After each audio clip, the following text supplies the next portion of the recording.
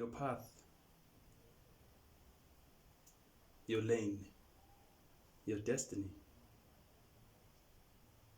When you watch athletes compete on their track field, let's say 100 meters or 200 meters, 100 meters or 200 meters, you'll see that each and every athlete is placed on their own lane. And as the race begins, that athlete has to stick to their lane until the end of the race.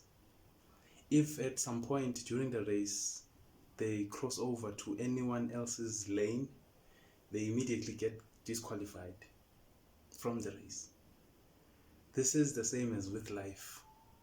Once you start not focusing on yourself and what you can do for the world in terms of abilities, your skills, what is it that you can offer, what is it that you can nurture within yourself, you focus on someone else, and not because you want to learn from that person, genuinely speaking, you're just focusing there because of envy, jealousy, competition, and other stupid notions, then you have disqualified yourself. You are also building bad karma for yourself, because law of attraction is not something that you turn on and off. It's happening as we speak, because you don't attract what you think or what you want. Attraction is at the base, unified level, what you are. So who you are at any moment, that's what you're attracting. So now you cross over at someone else's lane, not to learn from whatever they're doing, so you can become better at what you are doing on your own lane. Then now you have already stripped yourself of that chance to learn who this guy is and what you can do to better this guy with his abilities or her abilities and the knowledge, with your skills. So now you cross over to someone else's lane, you watch them, you stalk them, and then you wonder why your life has stopped. Your life is no longer interesting. It's because you have forfeited the most important two currencies in the world: attention and time. So when you pay attention with your time to someone else's in a way that is not genuine or not benefiting you positively, then you are negatively affecting yourself. You are attracting bad karma for yourself. You are actively saying to the world, or even to yourself, that you don't like this and you're not going to do anything to change what you don't like about this. Instead, you're going to go out of your way to point at something else, someone else, and try mimic, be them. That is very strange, because there is no one like you. There has never been anyone like you. There will never be anyone like you after you're dead. So now why would you want to forfeit that chance to know who you are, authentically speaking? Because authenticity is very important. Why would you not want to learn who this guy is, this girl is, so that you can go out this world and do your best, better than you were yesterday, not better than someone else, because that won't get you anywhere. Competition is really stupid. It's really stupid, because as I said, no one is like you. So that need to be like someone else is nullified, is void. It won't help you, it won't take you anywhere. It will just cause you stress, depression, you'll just end up being a gossiper. You are the one who talks about everyone, but not about yourself. You're the one who knows what other people are doing in their lives and are supposed to be doing their lives, but you don't know what you have to be doing in yours, because your focus, your attention is there. It's with other people. You are looking outside the windows, and not within. Carl Jung says, he who looks outside dreams, and he who looks within awakens. That's because your true self is not sold at some shelf somewhere, at a shop or something, or someone else from elsewhere will tell you who you are. At best, whatever they say, if it inspires you, it has to invoke something within you so that you can act accordingly. Not according to someone else, according to your true self. Obviously, you want to stay on your lane, you need to create your own vision. Vision does not correspond to sight or physical sight, because vision is what comes from your heart. You seeing things that has to take place in the future for yourself, how you want to lead your life, and then you stick to that vision. You stick to that vision. It doesn't matter who says what. As I said, everyone has their own lane. Once they start saying, oh no, why are you doing that in your life? Then there's something wrong with that person, because they are not focused on their lane. If they were focused on their lane, they would be like, okay, that individual is improving their lives. Let me also do that to myself on my own lane as well, because on these lanes we are not at the same level, and also our finish line of this race is not the same. Successes on this lane is not the same, so now you compare to yourself to someone else. You want to be like them, you mimic them. You've missed it, the whole thing. Now you fulfill your lane, you go to on someone else's lane, you want to take on their struggles, hypothetically speaking, because this is what you want to do. It doesn't make sense. But this is what we do in this world nowadays. We compete, we are so void, we're so vain. We like things bad, and yet we pretend to like things good. It's like we like things good for ourselves but bad for everyone else. It doesn't make sense. And once you are in that mentality, it won't be good to you, because you must understand, you are not separate. You can't separate yourself and say, this part of me is good, this part of me is bad. No, it's one thing. And you're within your internal affairs, your internal world. It's like a garden. You're planting seeds every time with your thoughts, with your imagination, with your feelings.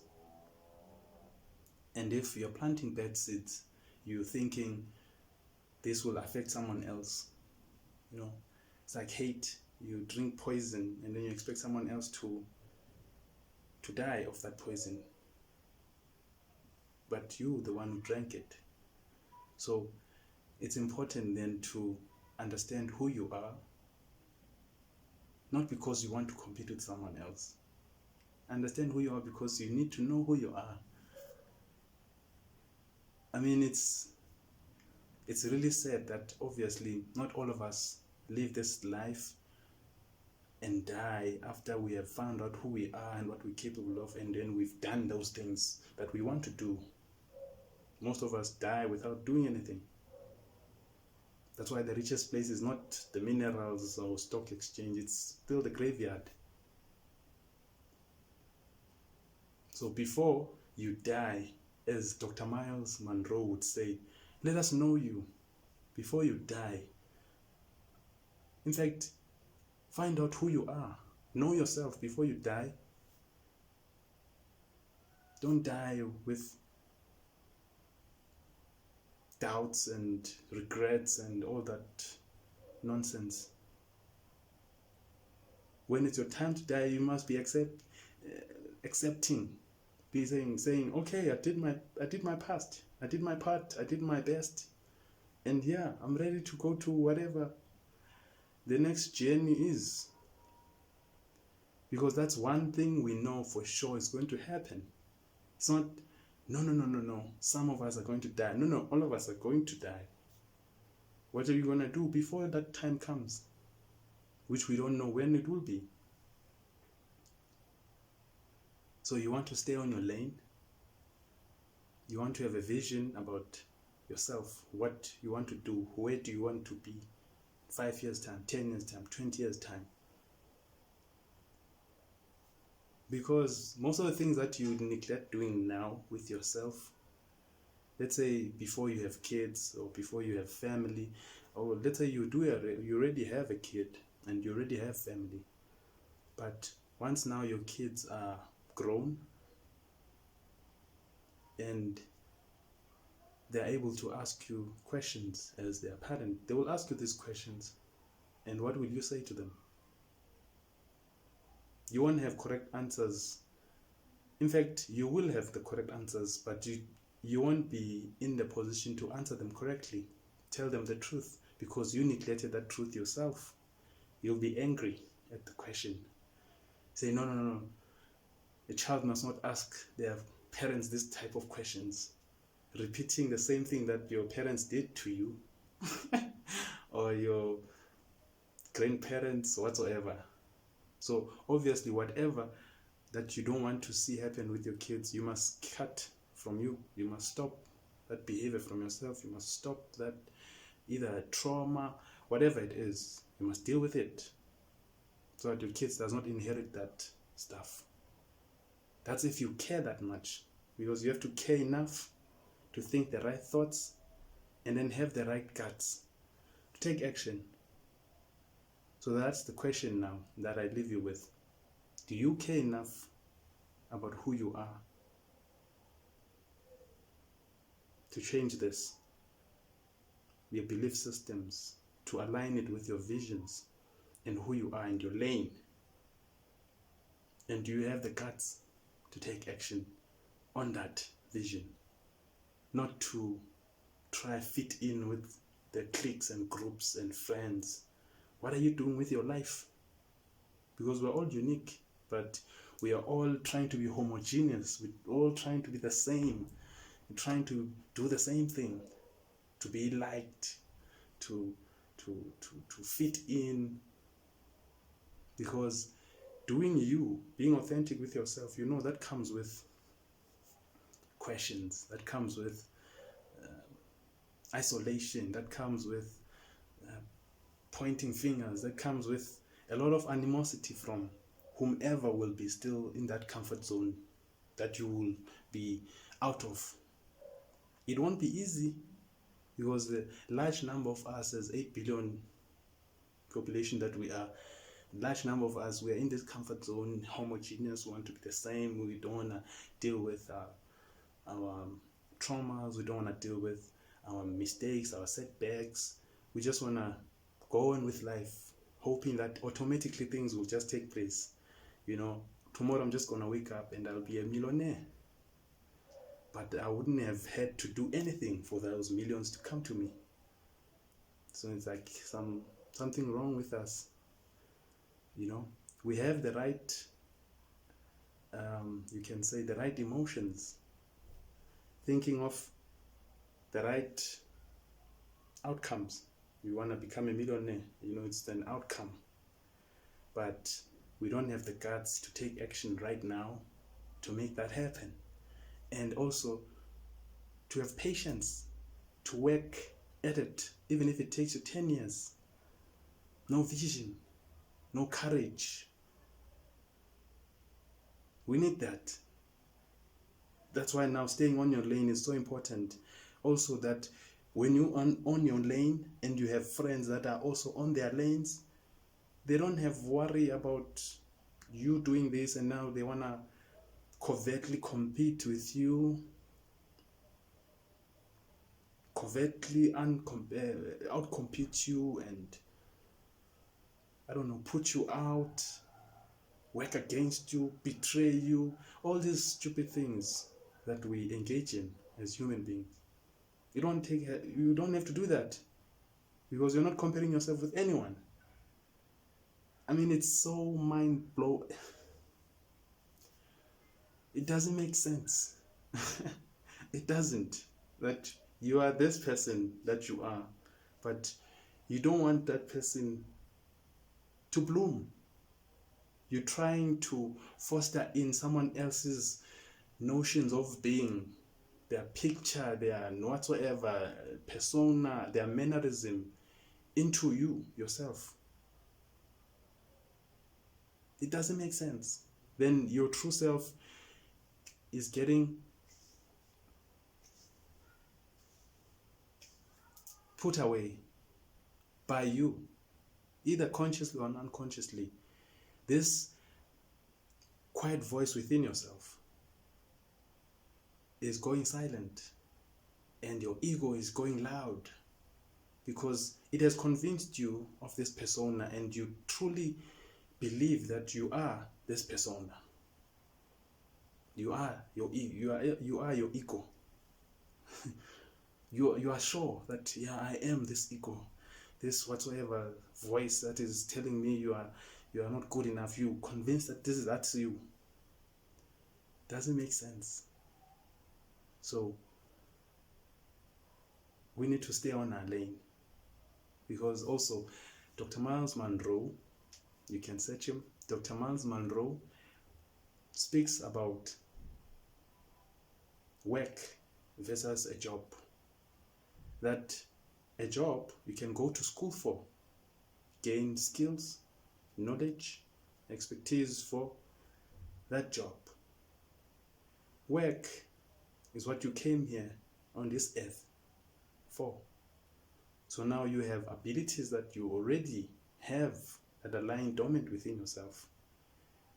So now, job, you can get fired from it, but no one can fire you from your work that you have come here to this world to do.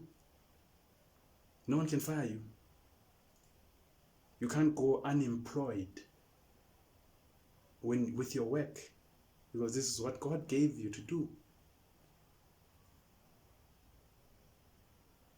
Obviously, I'm not saying with your work you don't have to upskill, don't have to improve, don't have to do your research or go to school to improve this ability that you already have. You can do that, but life becomes more easier when you're aligned with who you are than stuff that you have to put on yourself.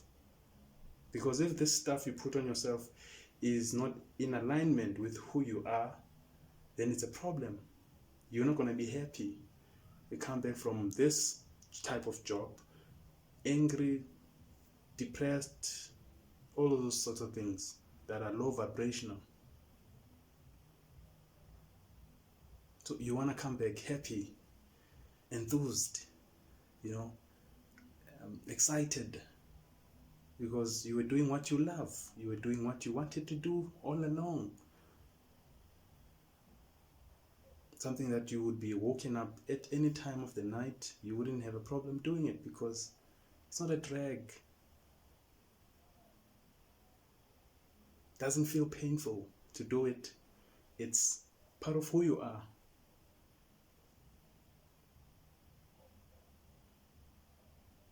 Stay on your lane, on your path, on your destiny. You can't find who you are by being in someone else's business. It doesn't happen. You'll find that business you're looking for, and it will ruin you, because that business will make you compare yourself, and you'll feel bad about who you are, because already You don't have the correct self-esteem, the correct self-confidence to go after the things that you need to go after. You are going after validation. You want people to validate you and say, oh, you're doing good, man. What if they don't say? What if they just keep quiet? What if they just go mute? They just keep quiet and never say anything about anything. They never say, hey, go for it. They never applaud you.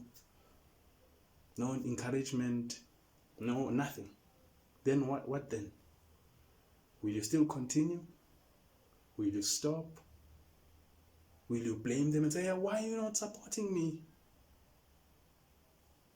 Was there a prerequisite for them to do that, to support you? Did you guys sign a contract that when I do this, guys, you have to support me? There's no such a thing. You have to continue doing your thing. Stay on your lane.